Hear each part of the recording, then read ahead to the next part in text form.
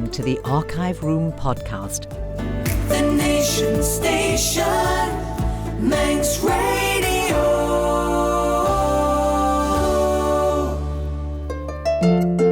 Fastamai, I'm Judith Lay, and I'm very pleased to find you waiting for me at the door to the Archive Room, the place where we keep stories of island life in years gone by, told by the people who were there. So come on in, sit down and make yourself comfortable, and let's listen to this week's selection. The Archive Room is packed with fascinating stories from people who've given so much character to island life.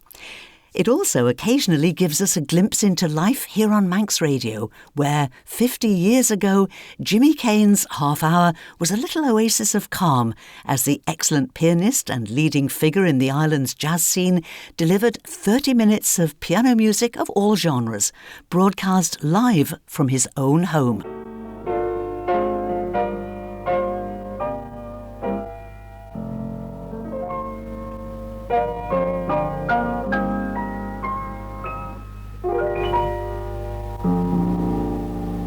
Good afternoon, everybody. Thanks for listening. Don't forget, same time, same station, next week. Until then, this is Jimmy Cain saying, take care of yourselves. Bye-bye for now.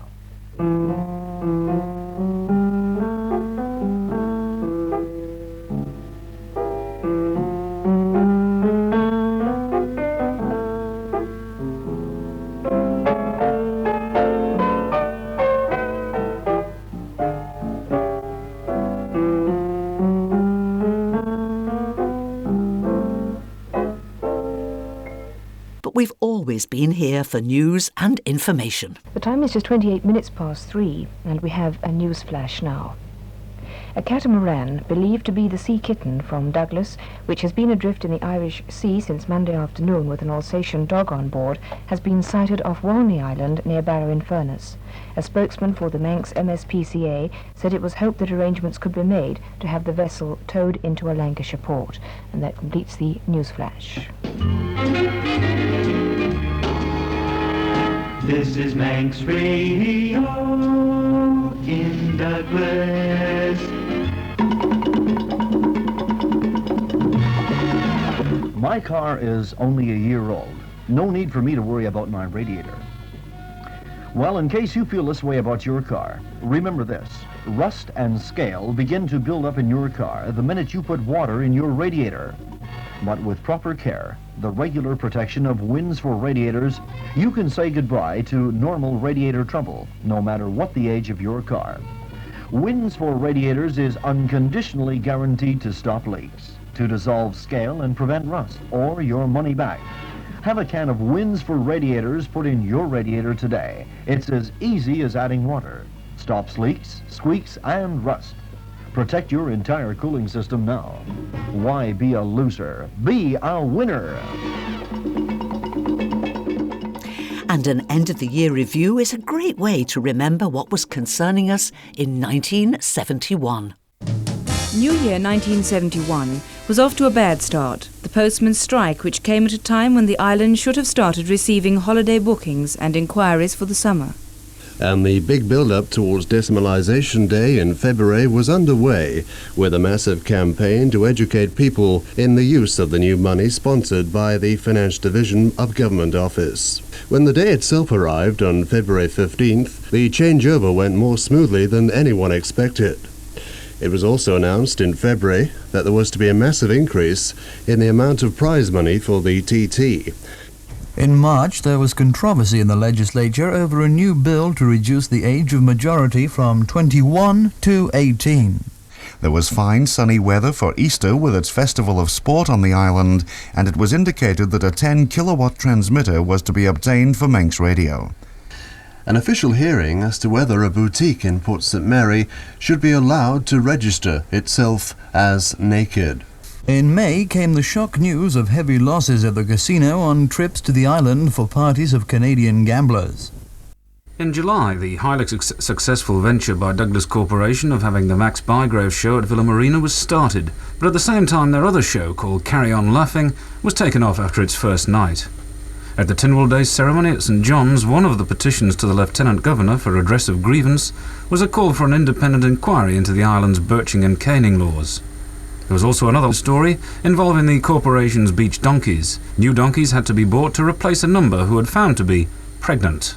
And as the season drew to a close, candidates in the Manx general election were getting ready for November's battle at the polls. September saw the start of another bumper herring season with a big fleet of Scottish boats in Manx ports and round-the-clock landings of herring that were so big that Douglas had to close down for one day to enable buyers to clear the backlog of herring.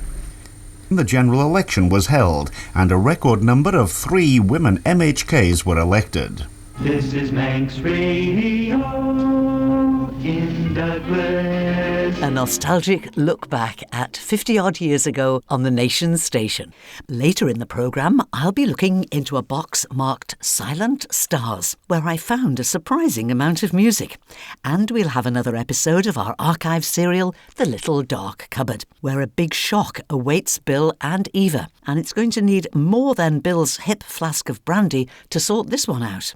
But now, let's meet up with David Callister in conversation again with Cecil Mitchell, who was 95 when David recorded this conversation with him back in the year 2000.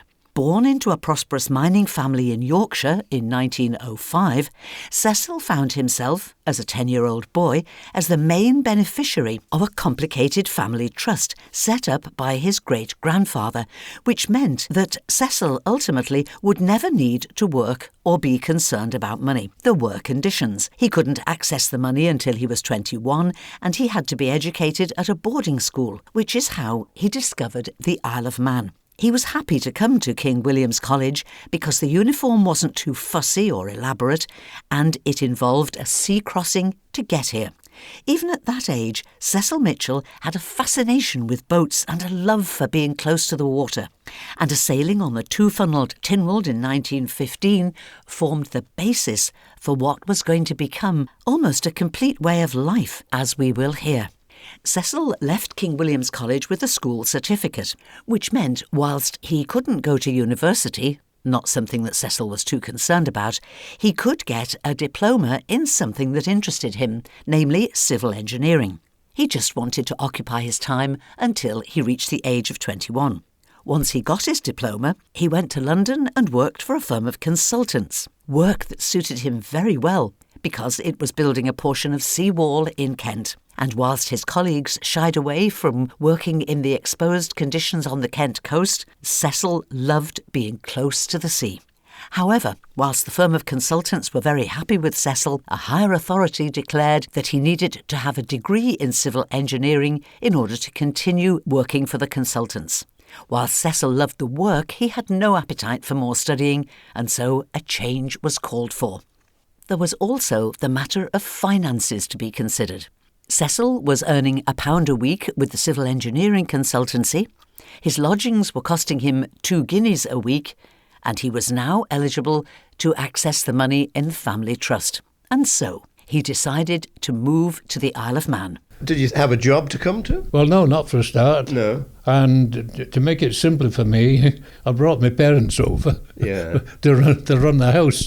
So Yeah. I got to say, I got a home. Right. And I used to do a lot of travelling about. I used to go all over the place. Yeah. And then I had one of my uncles was a skipper in Manchester Liners.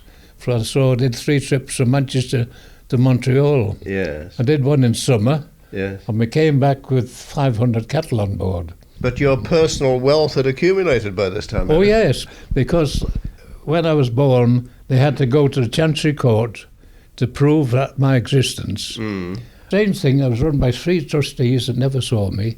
And the family solicitor saw me when I was about 5 years old. Yeah. He never saw me till I was 21. Really? No. And there was an accountants up in Sunderland. They never saw me at all. So it was all done paperwork. But I wasn't allowed to touch it personally until 21. Yes. So it was accumulated in compound interest was going up, which was very useful that way. Yeah. I mean, was that enough to enable you to buy a house? Or? Oh, yes.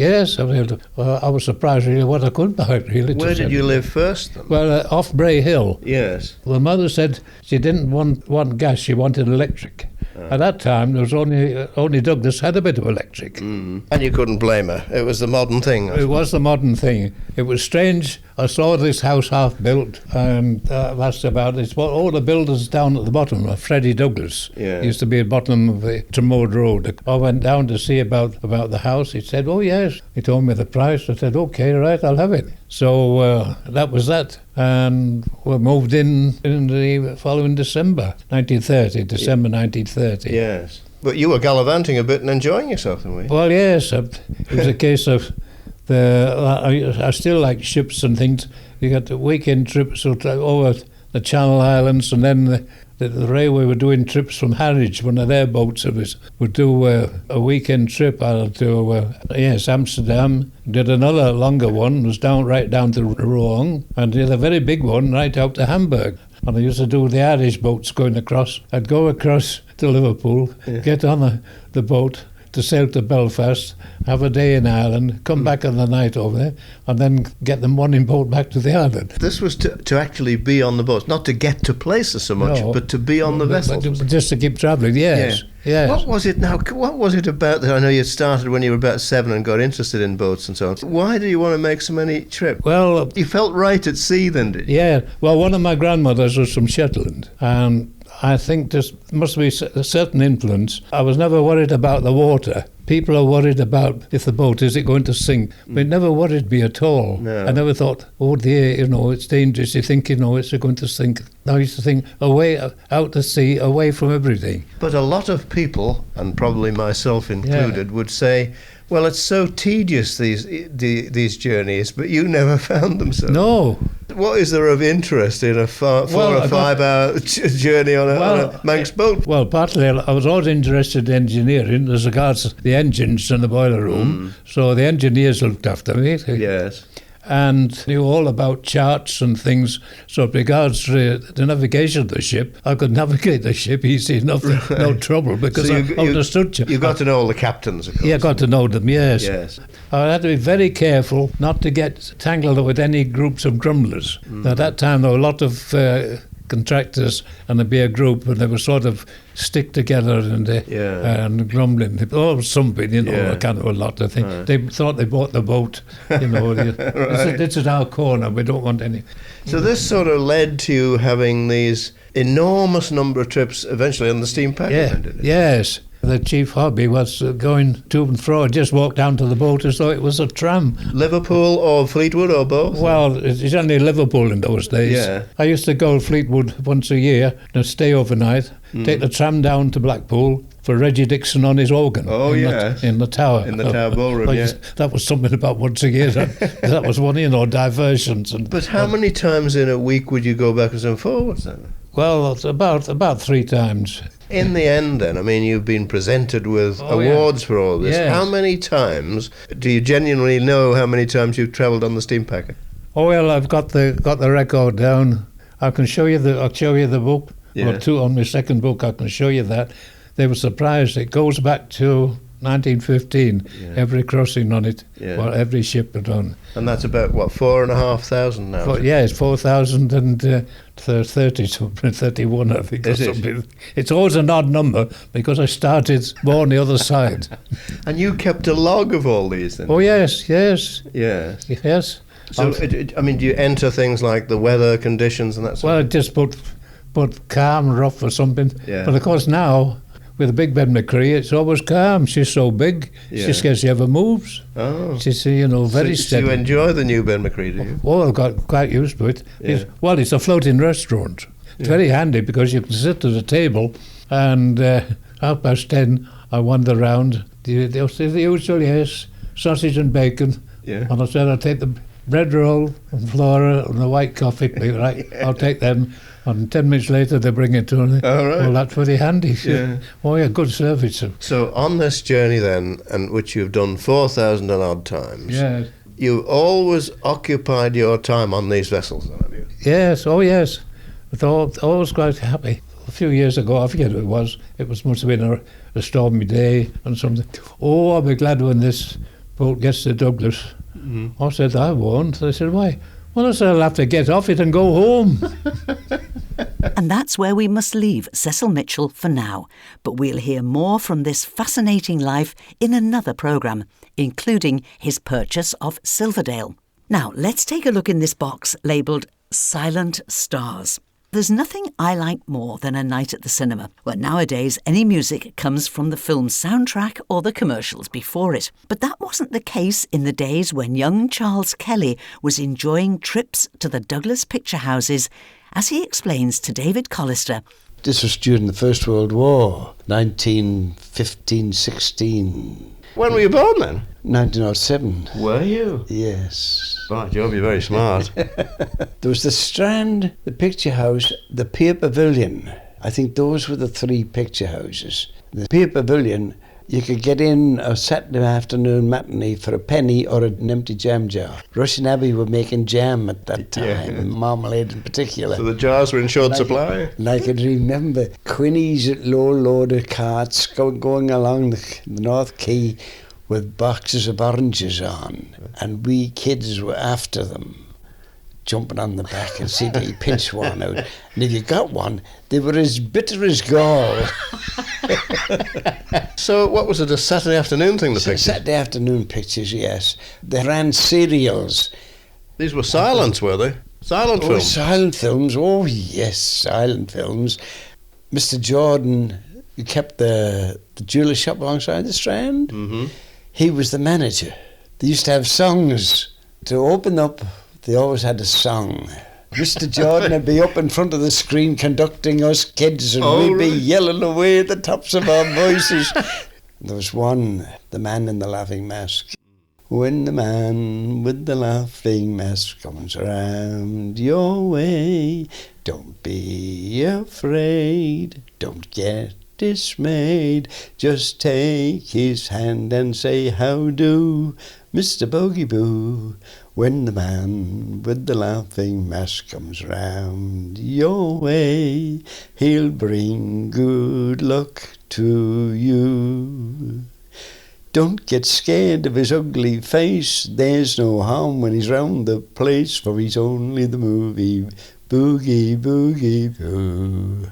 When the villain would be coming on the screen, you know, and you'd hear the kids shout, look out behind you, myself included, I suppose. And the pianist would be playing away like Billy O. Yes. Yes. And then of a night time, between the two houses every night, one 6:30, the other was at 8 o'clock. The roof would slide open to ventilate the cinema. Did it? Yeah, and you could feel the hot air going up and the cold air coming in. Yes. Oh, lovely. You see the smoke going out into the night sky. Well, the films didn't have film stars in those days, did they? Oh, yes. Now then. What, the Western fellas? Oh, yes. Bill Cody, Tom Mix. There was another one, Lewis Stone. He was an English actor. Lewis Stone. Pearl White. Do you remember her? Now, Pearl White was getting tied to the railway tracks on the train. Yes, or on the sawmill. Circular saw would be coming up to her. The kids would be shouting. And there was a song about her, was there? Oh, yes.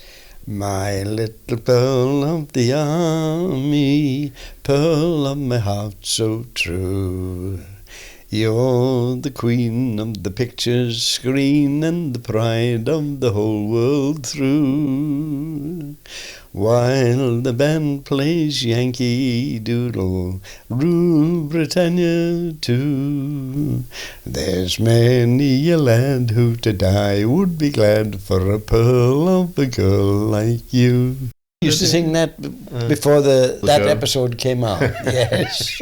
And you had the Cowboys and Indians. Oh, we had the Cowboys and Indians. Hear the pianist playing for the horses galloping. Wonderful stuff, Oh, really. yes, it was. So you had that penny was important then, or the jam jar? The jam jar was all important. Where'd you get the jam jars from? Your mother, I suppose? Oh, yes. Mother or scrounged them from a neighbour if you could have scrounged them anywhere. It was only the Pier Pavilion I think you could do it in. You couldn't do it in the Strand or the Picture House. They must have had some connection with Russian Abbey then. They must have had, yes. I didn't know that they sang songs like that then. Oh, yes. Did they put the words up on a screen as well, did they? Oh, yes. Yes. You must have seen a lot of Charlie Chaplins in your time. Oh, yes. So Charlie Chaplin's, bending the lamppost over and gas on the villain. Used to be a song about him, wasn't it? Oh, the sun shines bright on Charlie Chaplin. His boots are cracking for the want of blacking, and his khaki trousers wanting mending before we send him to the Dardanelles. Wonderful stuff, isn't it, really? Yes, it is. Happy days, were they? Oh, happy days. Yes. Happy days. And terrific singing there from Charles Kelly, who was 91 when that conversation was recorded. And now it's time for another visit to the little dark cupboard, the serialisation of our archive radio play, first broadcast here on Manx Radio 50 years ago. In this episode, a new voice joins the cast, which is drawn from the island's drama groups of that era. And as you try to identify the voices, I promise I'll tell you all their names when we reach the final episode. And so, the story so far. Bill and Eva, hiking on Dartmoor, have got lost in the fog and taken refuge in a house, having found the door conveniently unlocked. Eva is inclined to be a bit hysterical. Her terror of feeling that everything is closing in on her stems from a childhood incident when she was accidentally locked in an understairs cupboard whilst staying at her aunt's house. But she's never forgotten that she was rescued by Smitty, the gardener. The owners of the house where Bill and Eva have taken refuge appear to be out. A brief visit from a neighbour suggests that they might have gone shopping. Apparently, leaving doors unlocked on Dartmoor is quite common. And we also learn from the nameless neighbour that the house owners are Captain Reethy and his wife, Alison Reethy, who Eva recognises as a famous painter whose work she admires and makes her very determined to wait until the Reethys return. And it looks as if the wait is over. Bill has gone out into the porch when Eva hears footsteps and a man comes into the room. Oh, Bill, do come, please. Captain Reethy's here. Oh, Bill, there you are. This is... No, you're not Captain Reethy. You're Smitty. Oh, Bill, it's Smitty. Eh?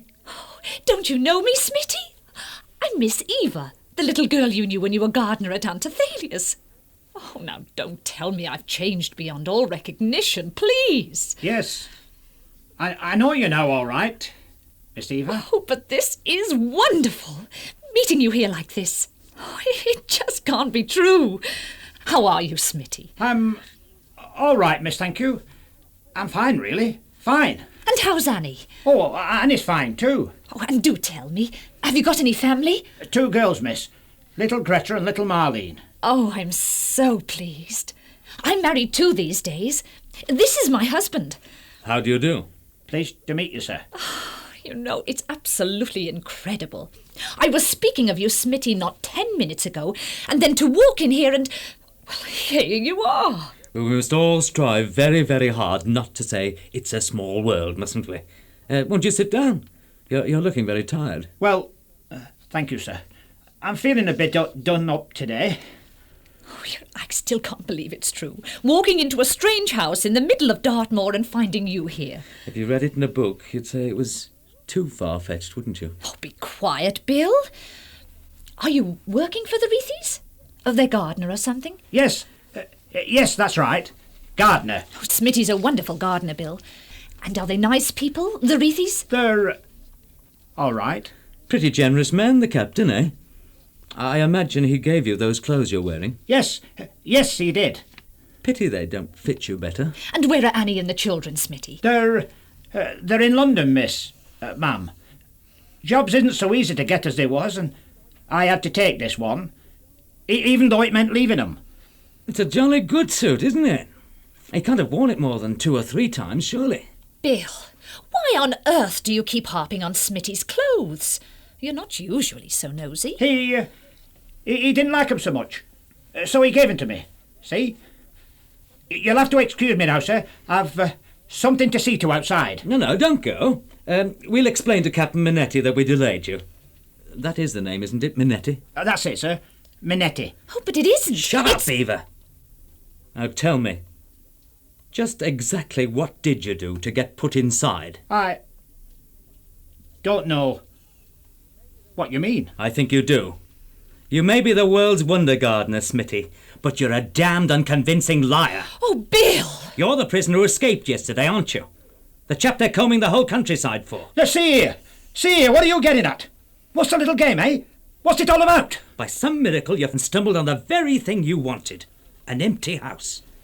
You helped yourself to food, I dare say, and you pinched the captain's nattiest suit. And all the time we've been here, you've been skulking upstairs, hiding. Hiding? Me? Now, see, I don't know what cranky idea you've got in your head, but I'm telling you straight, I don't like it.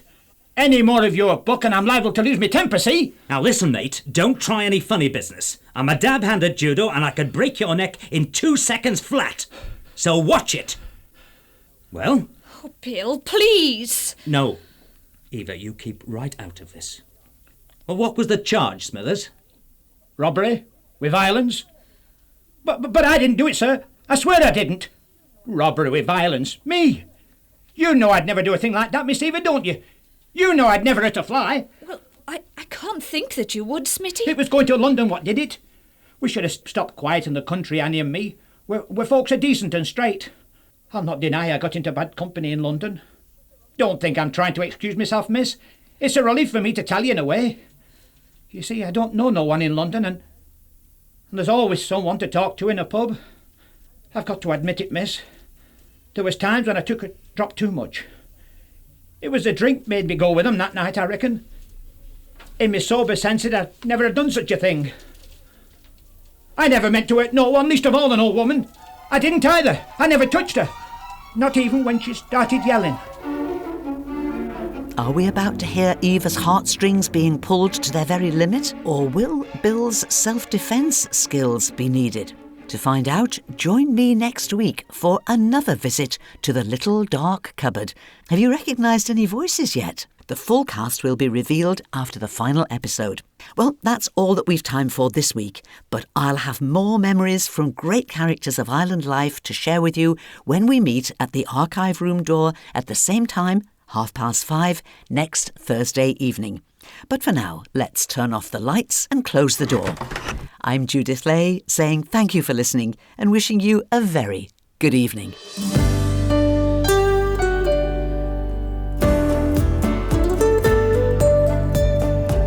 The Nation Station, Manx Radio.